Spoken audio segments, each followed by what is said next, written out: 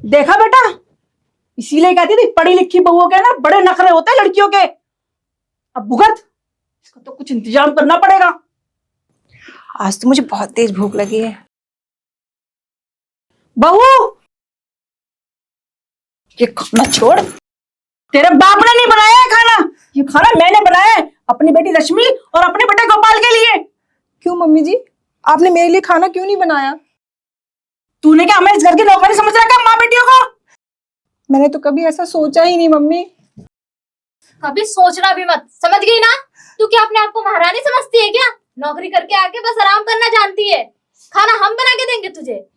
आज ऑफिस में काम ज्यादा था, मैं बहुत थक गई थी। सोचा 10 मिनट आराम कर लूं, फिर उठ के खाना बना दूंगी। पता नहीं कैसे मेरी आंख लग गई। तेरे ना रोज के ड्रामे में मैं बहुत अच्छी तरह समझती हूँ।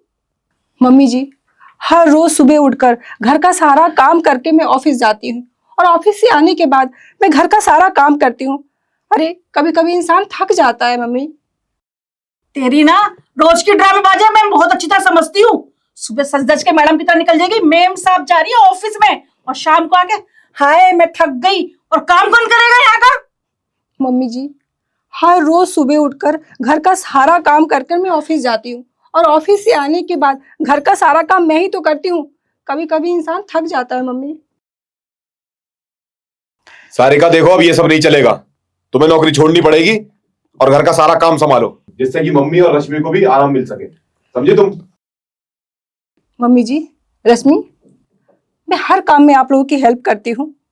एक दिन थक कर मैं आराम क्या कर ली, आप लोगों ने मेरे लिए खाना नहीं बनाया। और हाँ, आप मुझे नौकरी छोड़ने की बात कर रहे हो। तुम्हारी जैसी लड़कियों के साथ ना ऐसा ही होना चाहिए। अरे नौकरी लगी नहीं, कहीं दिमाग साथ में आसमान पे पहुंच जाता है। इतनी सारी औरतें हैं जो नौकरी कर रही हैं और उसके साथ अपनी घर की जिम्मेदारी भी संभाल रही हैं। एक दिन मैं आराम क्या कर ली, आप लोगों ने मिलकर इतना बड़ा बवाल मचा दिया। आप ऑफिस से आकर आराम नहीं करते हो क्या? करेगा, मेरा बेटा आराम करेगा। वो इस घर का बेटा है और तू इस घर की बहू, उसकी बराबरी कर रही है तू। और जैसा वो कह रहा है ना, तुझे वैसे ही करना पड़ेगा। नौकरी छोड़ने को कह रहा है तो नौकरी छोड़ और घर का संभाल अपना। मम्मी जी, मैं ये नौकरी नहीं छोड़ूंगी। मैंने पढ़ाई लिखाई इसलिए किया है ताकि मैं अपने पैरों पे खड़ी हो सकूं, और आज मैं अपने पैरों पे खड़ी हूं। लेकिन आप लोगों को ये सब दिखाई नहीं देता, बस आप लोगों को मेरी कमियां नजर आती है।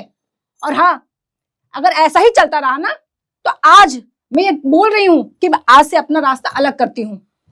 मम्मी जी, घर परिवार ना एक दूसरे को कमियां निकाल कर नहीं चलता, एक दूसरे को समझ कर चलता है।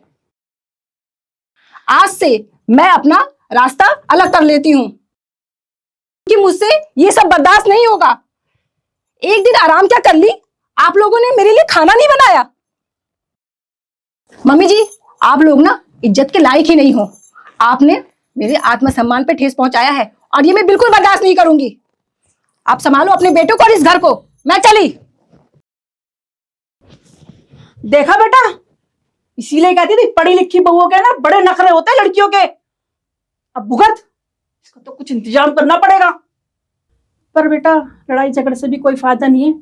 तू उसे समझाइयो जाके, कोई बात बनती है तो अच्छी बात है। घर टूटने का कोई फायदा नहीं है ना बेटा, दुनिया क्या कहेगी। तू आज समझाइयो उसको, जाके बात कर बेटा। और बेटा, तू तो बहुत समझदार है? वो तेरी भाभी है, भाई है, और मैं तो माँ हूँ बेटा। अगर मैं कुछ बोल भी दी तो कोई बात नहीं, मैं तो बड़ी हूँ। और तू तो बहुत अच्छी समझदार लड़की है। तुझे पराए घर जाना है, ठीक है? कल को वरना ससुराल वाले बोलेंगे कि कैसी लड़की है? तो तू बेटा अपनी भाभी से प्यार से बोलना, और परिवार में सब प्यार से एक दूसरे से बोलेंगे तो लड़ाई झगड़े की तो कोई बात ही नहीं है, ठीक है?